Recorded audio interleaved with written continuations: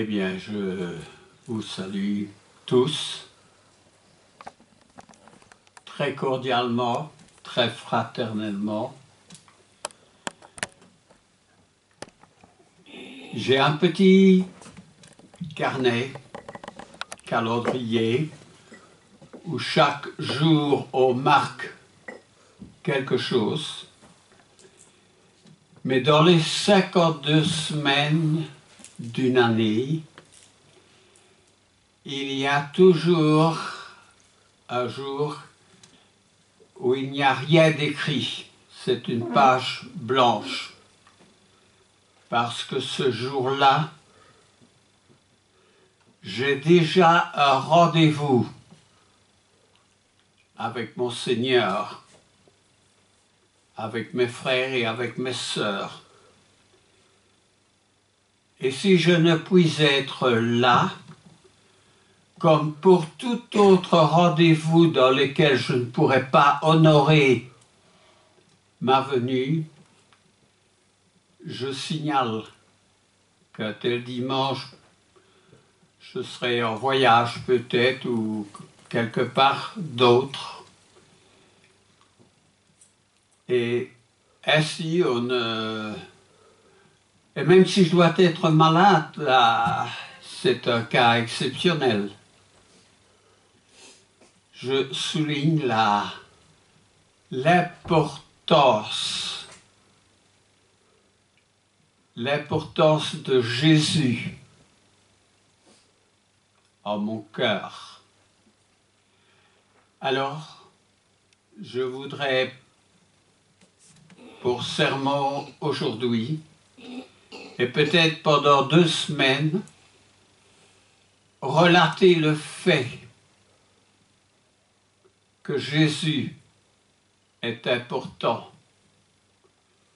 Parce qu'il a toujours été important pour tous les hommes, soit pour le glorifier, ou dans la conduite de ses ennemis pour le détruire. On a voulu détruire Jésus. Et tout au long de son ministère, il y avait ceux qui avaient besoin de lui, besoin de guérison. Là, Jésus était important. Et pour beaucoup d'autres, c'était la nécessité de le coincer dans son enseignement, dans les actes qu'il faisait, et même dans les choses les plus grandioses, lorsque Jésus pardonnait. On voyait encore là une occasion de le détruire. Dieu seul peut pardonner les péchés. Ah oui? Dieu seul peut pardonner les péchés. Alors je recherche pourquoi il a pardonné les péchés. Par quelle autorité il a pardonné les péchés? Est-ce que son père le couvrait, lui avait donné cette mission? Ou alors Jésus était-il un imposteur? Après 3 années de cette course pour arriver à quoi c'est Jésus, à le faire mourir, parce que c'est ce qu'il est bien dit, que le collège des anciens, avec toutes leurs corollaires, souverains sacrificateurs, scribes, les anciens, ils cherchaient une occasion pour le faire mourir. Jésus n'avait pas autour de lui le FBI ou le Mossad ou une police spéciale pour l'empêcher de recevoir des coups. Mais Jésus disait la vérité. Et cette vérité était le parapluie. Vous savez, aujourd'hui, quand on lance des drones, des fusées, notamment sur Jérusalem, il y a un parapluie qui empêche ces drones d'arriver à leur fin, de détruire. Mais le parapluie de Jésus, c'était la vérité. Alors j'ai repris cette semaine en détail plusieurs faits. Ça commence en Matthieu au chapitre 26 dans les 5 premiers versets. C'est aussi dans les premiers versets de Luc, de Jean. Ah, ils parlent un peu tous des derniers événements de Jésus. Alors, première question, il y a quelqu'un là qui va lire? Matthieu 26, les 5 premiers versets d'abord. Il y a des autres ici. Je ne sais pas, mais il y a... Mais d'abord les 5 premiers. Quand il va arrêter, ça va couper. Ouais, Arsène. Tu es trop en avant, tu vas reculer. Ouais. Voilà. Donc Matthieu 26, les 5 premiers versets. Oui, d'abord, oui. Lorsque Jésus eut achevé tous ses discours, il dit à ses disciples, « Vous savez que la Pâque a lieu dans les 2 jours, et que le Fils de l'homme sera livré pour être crucifié. » Alors les principaux sacrificateurs et les anciens du peuple se réunirent dans le cœur du souverain sacrificateur, dans la cour du souverain sacrificateur, appelé Caïphe. Et ils délibérèrent sur les moyens d'arrêter Jésus par ruse et de le faire mourir. Mais ils dirent que ce ne soit pas pendant la fête, afin qu'il n'y ait pas de tumulte parmi le peuple. Eh bien, ils veulent faire mourir Jésus. Comment? Par ruse. Par ruse. C'est déjà un moyen détourné. Et puis, ils se réunirent, les sacrificateurs en tête, et ce collège de leurs assistants. Alors ils veulent faire mourir Jésus. Et c'est un complot, on peut appeler ça un complot. On sait aujourd'hui que lorsque l'on veut tuer un chef d'une nation, quelle qu'elle soit, il y a toujours auparavant un complot, une infiltration, l'achat de quelqu'un qui, pour de l'argent, est prêt à trahir.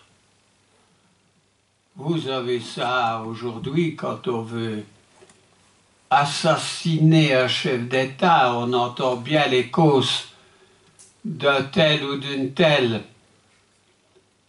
Par exemple, on choisit quelqu'un de la nation voisine pour ne pas être accusé. On lui donne une grande somme d'argent. Et la plupart du temps, ça marche. Parce que l'argent, on appelle ça le nerf de la guerre. Mais je vais un peu plus loin ici, en Luc, au chapitre 22. Alors nous trouvons d'abord Luc au chapitre 22. Le verset 47 à 53. 3.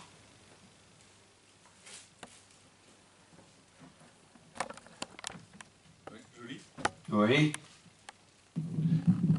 Arrestation de Jésus. Donc Luc 22, versets 47 à 53. Comme il parlait encore, voici une foule arriva, et celle-ci qui s'appelait, et celui qui s'appelait Judas, l'un des 12, marchait devant elle. Il s'approcha de Jésus pour le baiser. Et Jésus lui dit, Judas, c'est par un baiser que tu livres le Fils de l'homme. Ceux qui étaient avec Jésus, voyant ce qui allait arriver, dirent, Seigneur, frapperons-nous de l'épée? Et l'un des deux frappa le serviteur souverain sacrificateur et lui emporta l'oreille droite. Mais Jésus, prenant la parole, dit, laissez, arrêtez. Et ayant touché l'oreille de cet homme, il le guérit. Jésus dit ensuite aux principaux sacrificateurs, aux chefs des gardes du temple et aux anciens qui étaient venus contre lui, vous êtes venus comme après un brigand, avec des épées et des bâtons.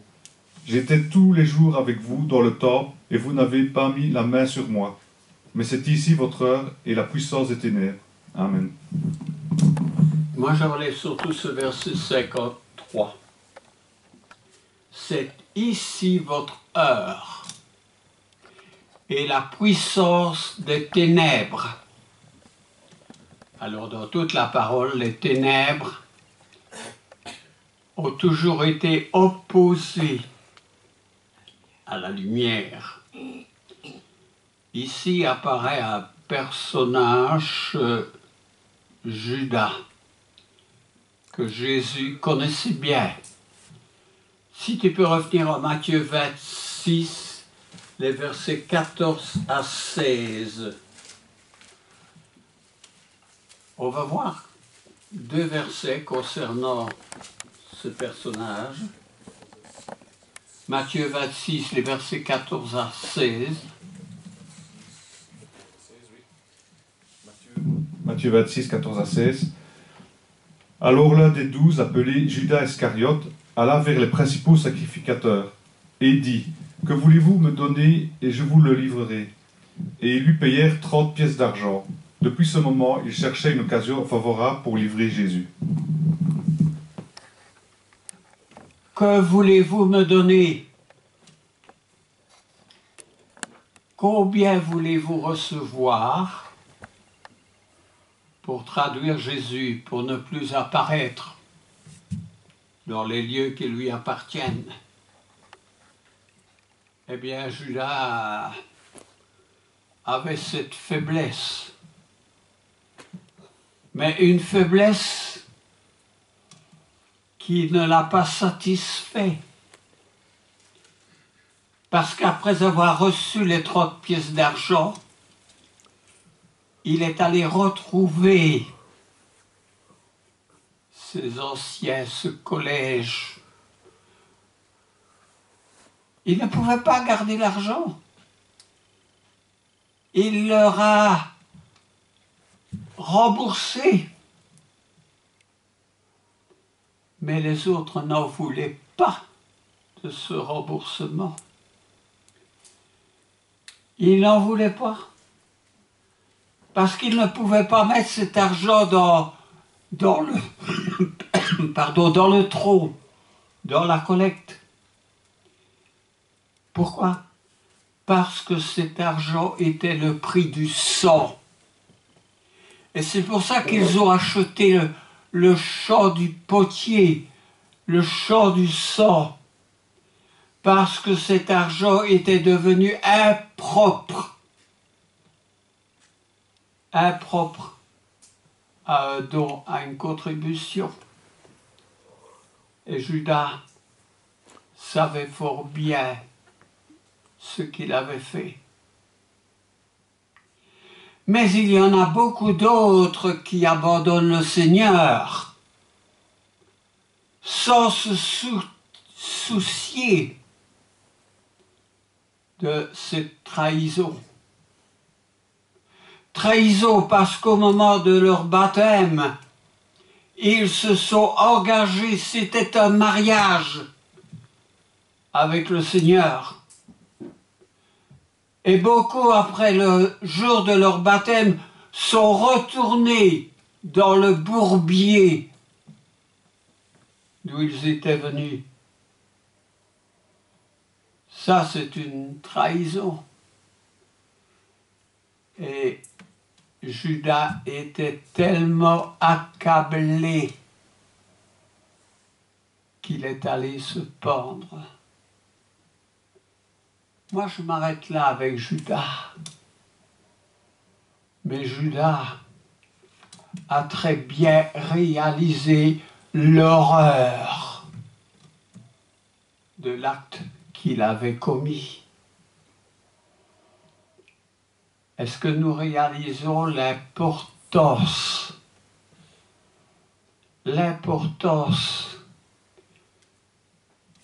de notre Sauveur, Jésus? Judas connaissait Jésus. Judas avait une faiblesse qu'il aurait dû, que nous aurions dû à chaque fois confesser, parce que Jésus dit « Je ne suis pas venu appeler ceux qui se portent bien, mais les malades. » Jésus dit « Je ne suis pas venu appeler les justes, mais les injustes. » Et il vaut mieux avoir l'honnêteté de confesser notre faiblesse et de demander au Seigneur de nous donner ce qu'il nous manque pour continuer notre chemin avec l'assurance d'être dans le bon chemin. C'est ce que j'ai à dire pour Judas, après avoir bien pensé. Alors, je m'en vais un peu plus loin, toujours en Luc 22, entre les versets 47 et 53. On vient de les lire, Jean-Marie. On vient de les lire. C'est les suivants, c'est 54 à... Oui. 54 à 62. Oui. C'est le reniement de Pierre. Luc 22, 54 à 62. Après avoir arrêté Jésus, après avoir saisi Jésus, ils l'emmenèrent et le conduisirent dans la maison du souverain sacrificateur. Pierre suivait de loin. Ils allumèrent du feu au milieu de la cour et ils s'assirent. Pierre s'assit parmi eux. Une servante qui le vit assis devant le feu fixa sur lui les regards et dit « Cet homme était avec lui. » Mais il le nia, disant « Femme, je ne le connais pas. » Peu après, un autre, l'ayant vu, dit « Tu es aussi de ces gens-là. » Et Pierre dit « Homme, je n'en suis pas. » Environ 1 heure plus tard, un autre assistait, disant « Certainement cet homme était avec lui, car il était galiléen. » Pierre répondit « Homme, je ne sais ce que tu dis. » Au même instant, comme il parlait encore, le coq chanta. Le Seigneur, s'étant tourné, regarda Pierre. Et Pierre se souvint de la parole que le Seigneur lui avait dit. Avant que le coq chante, aujourd'hui, tu me renieras 3 fois. Et étant sorti, il pleura amèrement. Amen. Nous voyons une autre faiblesse. On veut uniquement jeter la pierre à Judas. Mais Pierre dit, je ne le connais pas. Je ne suis pas de ces gens-là.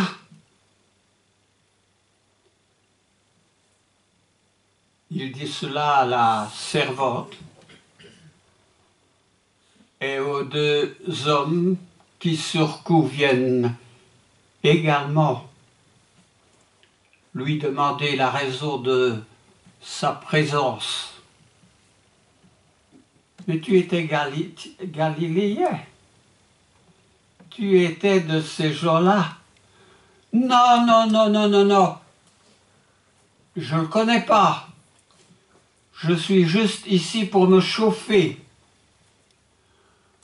Oh, c'est vrai, c'était en hiver.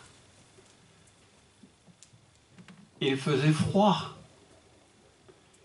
C'était dans le milieu d'une nuit, presque au petit matin. Alors, Pierre, qu'est-ce que tu fais? Pourquoi tu es en train de le renier? C'est Jésus, tu sais. C'est lui qui t'a choisi, c'est toi qui l'as suivi. Et maintenant tu dis, je ne le connais pas.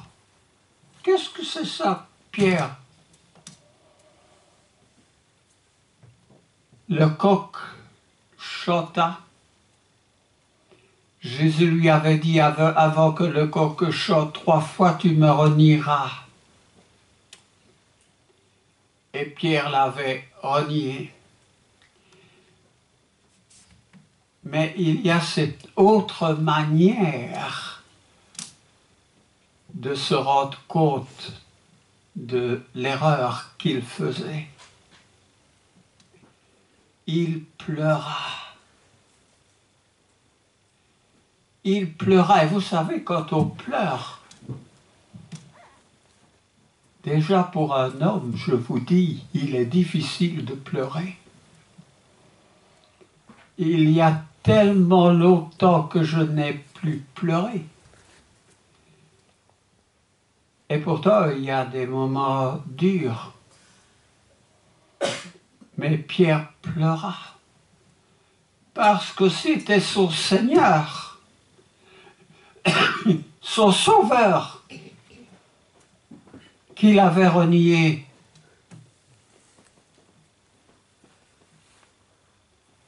Est-ce que c'est le méchant Pierre?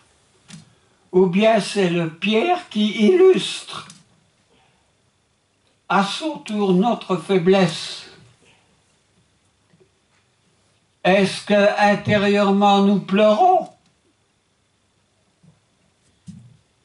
Parce que j'imagine que Pierre n'est pas le seul à avoir dit « Je ne le connais pas ». Mais Jésus est venu pour sauver les malades. Il n'est pas venu pour les justes, mais pour les injustes. Et la réconciliation s'est très vite établie entre Jésus. Parce qu'il faut se ressaisir. Et lorsque nous disons que nous allons lui appartenir, il ne faut pas remettre ça à la semaine, au mois suivant, à l'année suivante. Demain, nous pouvons mourir. J'en ai connu qui sont morts alors qu'il n'y avait aucune raison dans leur esprit pour savoir que leur âme allait quitter le corps. Ne tardons pas dans la promesse que nous faisons. Alors oui, c'était la puissance des ténèbres qui à ce moment-là semblait être le vainqueur. Mais après le reniement de Pierre, ça continue. Entre les versets 63 et 71, Jésus comparaît devant le Sanhédrin. Ça ne lui avait pas encore été assez du reniement de ses frères bien-aimés.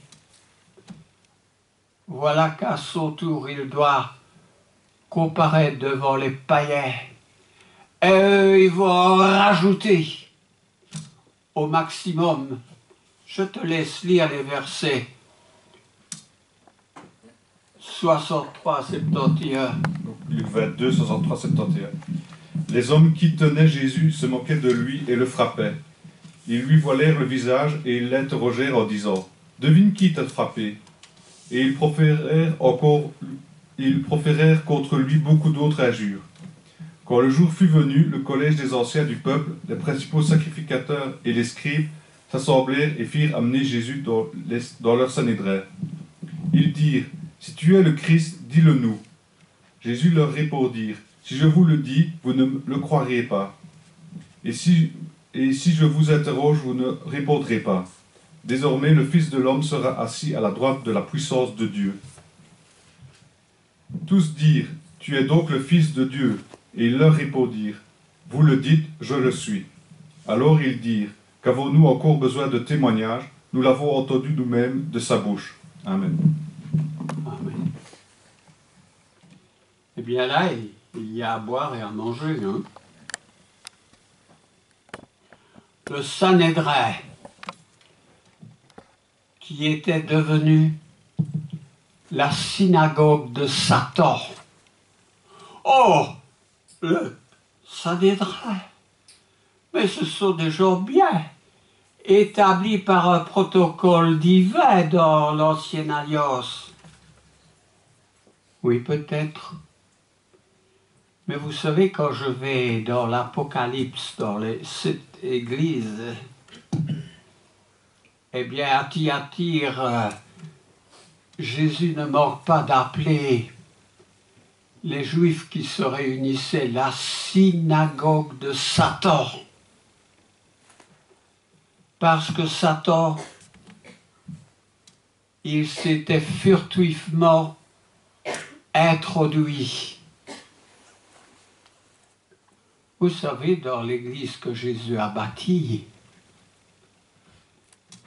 Satan aussi s'est introduit. Lisez l'histoire de cette église et vous verrez qu'après le IIIe siècle, elle ressemblait très peu au modèle du poste que Jésus avait donné. Très peu. Alors, dans cette cour du Sanhédrin, il y avait de la méchanceté gratuite, qui n'était pas réprimandée, mais qui était plutôt introduite, soutenue par ceux qui devaient être les modèles. On frappait le Seigneur, lui qui avait guéri, prêché, enseigné l'amour. Quelle honte! Quelle honte parmi les hommes! Mais il y avait quelques bonnes questions qui étaient posées. Es-tu le Christ? Un peu plus loin, es-tu le roi des Juifs? Ah! Question piège. Alors j'ai quelques versets là pour y répondre. Au verset 67 que tu vas nous relire à cette question, es-tu le Christ?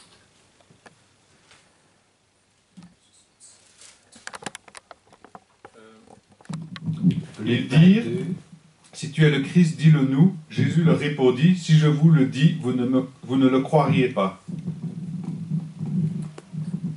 Oui.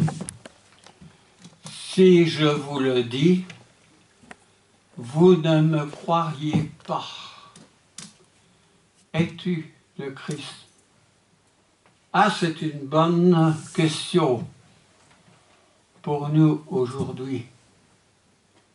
Est-ce que Jésus était le Christ?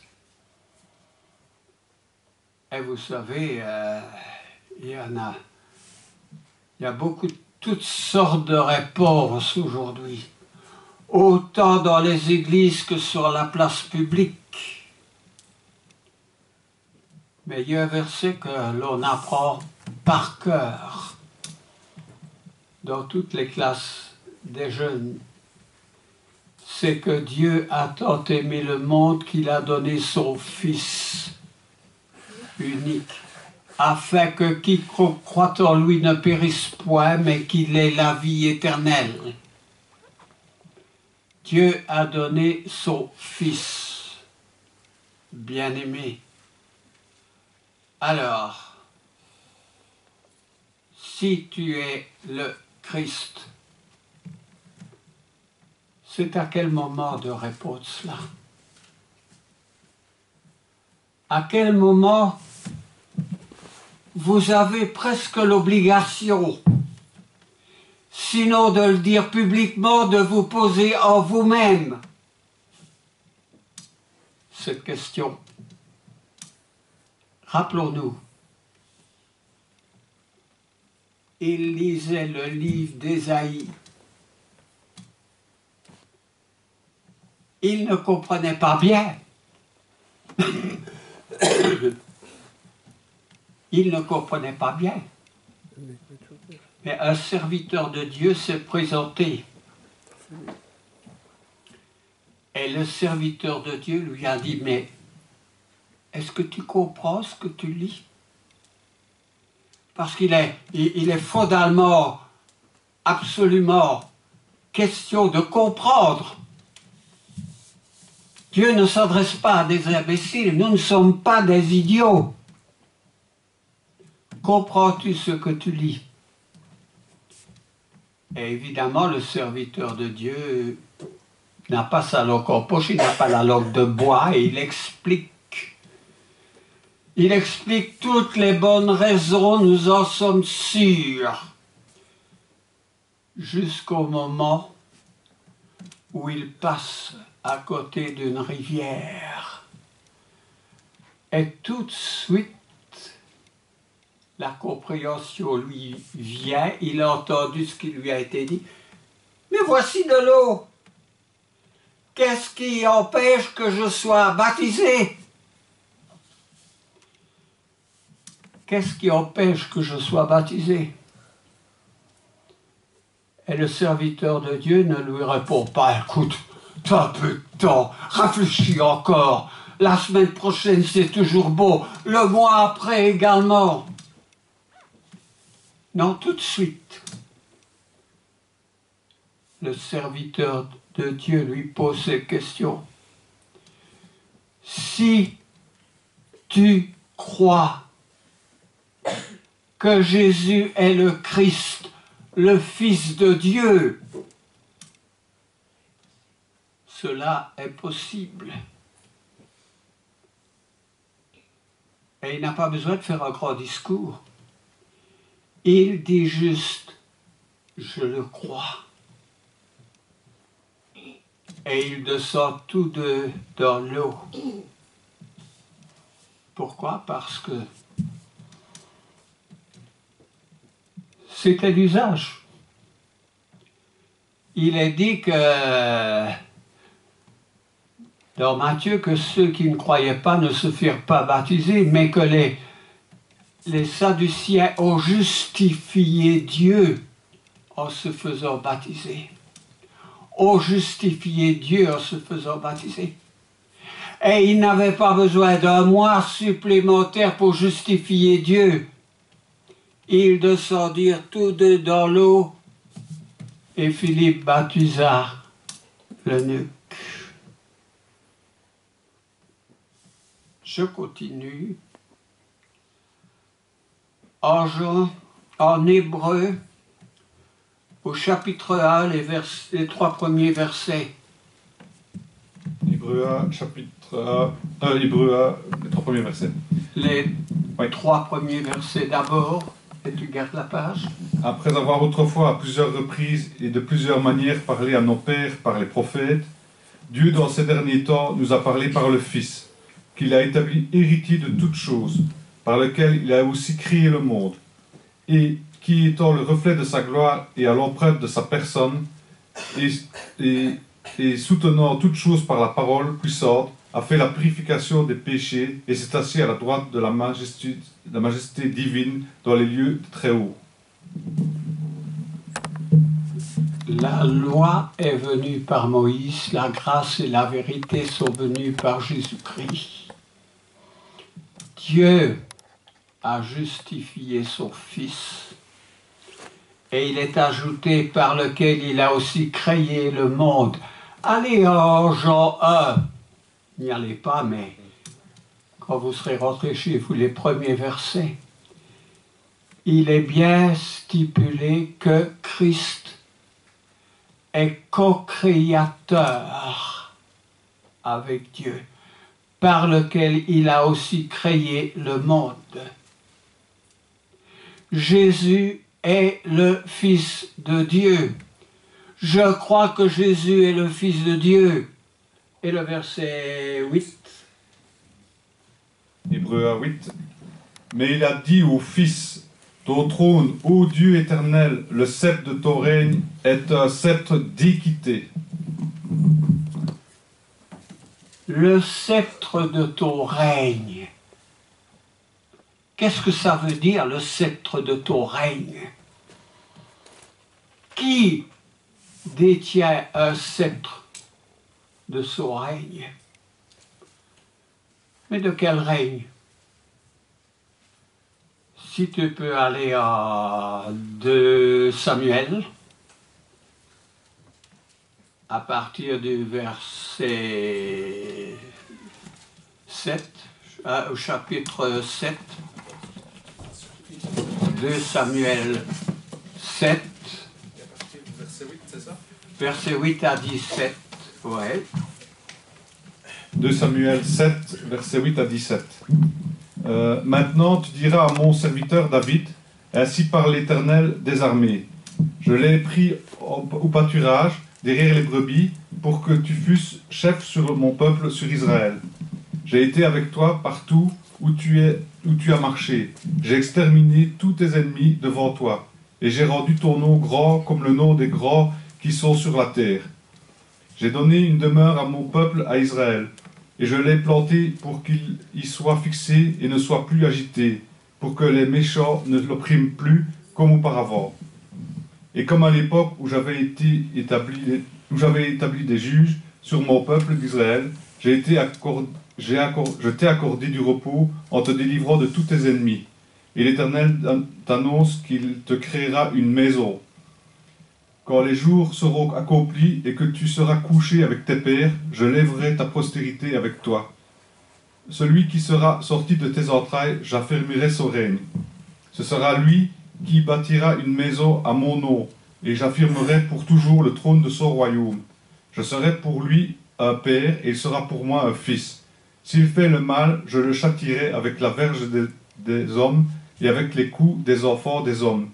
Mais ma grâce ne se retirera point de lui, comme je l'ai retiré de Saoul, que j'ai rejeté devant toi. Ta maison et ton règne seront pour toujours assurés. Ton trône sera pour toujours affermi. Qui est sorti des entrailles de David. J'espère que vous comprenez cette phrase. Pour qui Dieu a-t-il affermi son royaume pour toujours? Eh bien, il s'agit de Jésus, du Christ. Sorti des entrailles de David, tu vas en acte 2 au verset 30.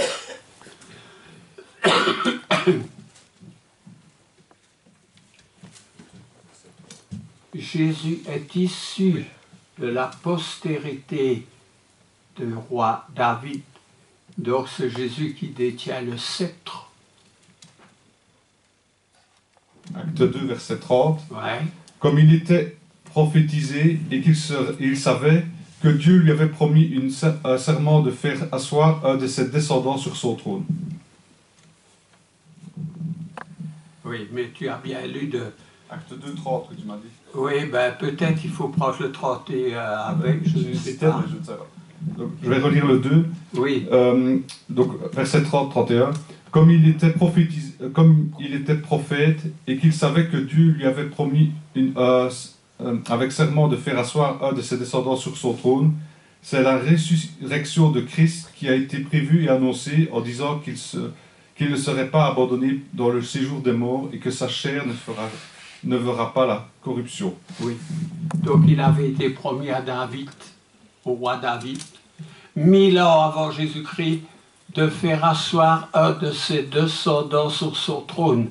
Et reprend l'apôtre Pierre dans son sermon le jour de la Pentecôte en acte 2, c'est la résurrection de Christ dont il avait été prophétisé qu'il ne serait pas abandonné dans le séjour des morts, parce que Pierre dans son sermon parle de David et qu'il dit que son tombeau, qu'il est mort et que son tombeau est encore aujourd'hui parmi nous dans la ville de Jérusalem.